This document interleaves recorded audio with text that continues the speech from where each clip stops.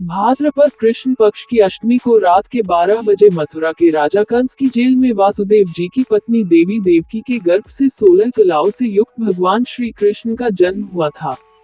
इस तिथि को रोहिणी नक्षत्र का विशेष महात्म्य है।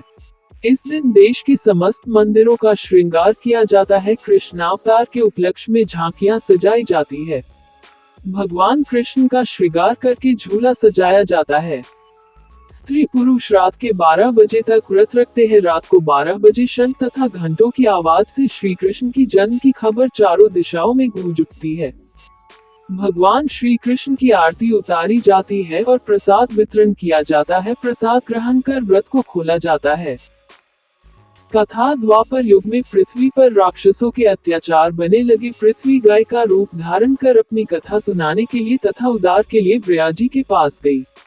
ब्रह्माजी सब देवताओं को साथ लेकर पृथ्वी को विष्णु के पास क्षीर सागर ले गए। उस समय भगवान विष्णु अनंत शैया पर शयन कर रहे थे।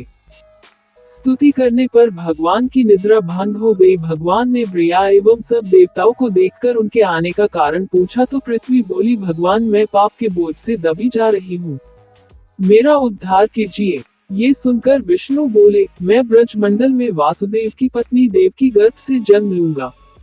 तुम सब देवतागण ब्रज भूमि में जाकर यादव वंश में अपना शरीर धारण कर लो। इतना कहकर अंतर्ध्यान हो गए। इसके पश्चात देवता ब्रज मंडल में आकर यदुकुल में नंद यशोदा तथा गोप गोपियों के रूप में पैदा हुए। द्वापर युग के अंत में मथुरा में उग्रसेन राजा राज्य करता था। उग्रसेन के पुत्र का नाम कंस था। कंस ने उग्रसेन को बलपूर्वक सिंहासन से उतारकर जेल में डाल दिया और स्वर्ण राजा बन गया। कंस की बहन देवकी का विवाह यादव कुल में वासुदेव के साथ निश्चित हो गया।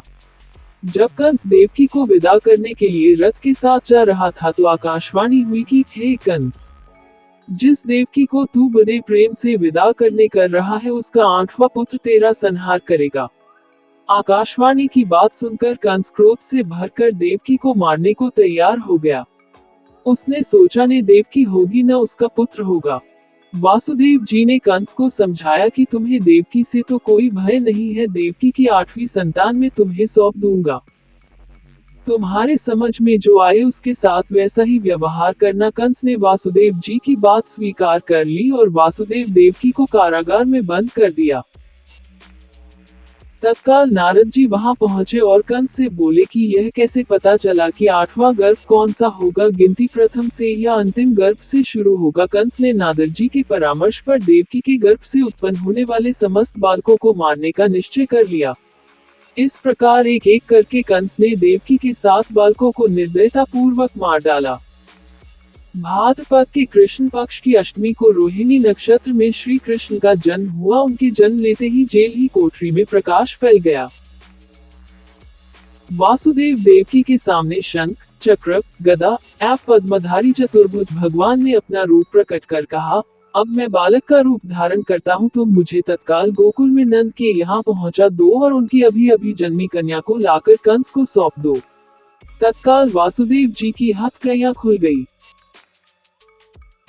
दरवाजे अपने आप खुल गए। पहरेदार सो गए। वासुदेव कृष्ण को सूप में रखकर गोकुल को चल दिए। रास्ते में यमुना श्री कृष्ण के चरणों को स्पर्श करने के लिए बने लगी। भगवान ने अपने पैर लटका दिए। चरण छूने के बाद यमुना घट गई। वासुदेव यमुना पार कर गोकुल में नंद के यहाँ गए। बालक कृष्ण को यशोदा जी की बगल में सुलाकर कन्या को लेकर वापस कंस के कारागार में आ गए। जेल के दरवाजे पूर्ववत बंद हो गए। वासुदेव जी के हाथों में हथकड़ियां पड़ गई। पहरेदार जाग गए। कन्या के रोने पर कंस को खबर दी गई। कंस ने कारागार में जाकर कन्या को लेकर पत्थर पर पटक कर मारना चाहा, परंतु वह कंस के हाथों से छूटकर आकाश में उड़ गई और देवी का रूप धारण का बोली, हे कंस, मुझे मारने से क्या लाभ, तेरा शत्रु तो गोकुल में पहुंच चुका है। ये दृश्य देखकर कंस हतप्रभ और व्याकुल हो गया। कंस ने श्री कृष्ण को मारने के लिए अनेक दैत्य भेजे। श्री कृष्ण ने अपनी अलौकिक माया से सारे दैत्यों को मार डाला। बड़े होने पर कंस को मारकर उग्रसेन को राजगद्दी पर बैठाया। श्री कृष्ण की पुण्य तिथि को तभी से सारे देश में बड़े हर्षोल्लास से मनाया जाता है।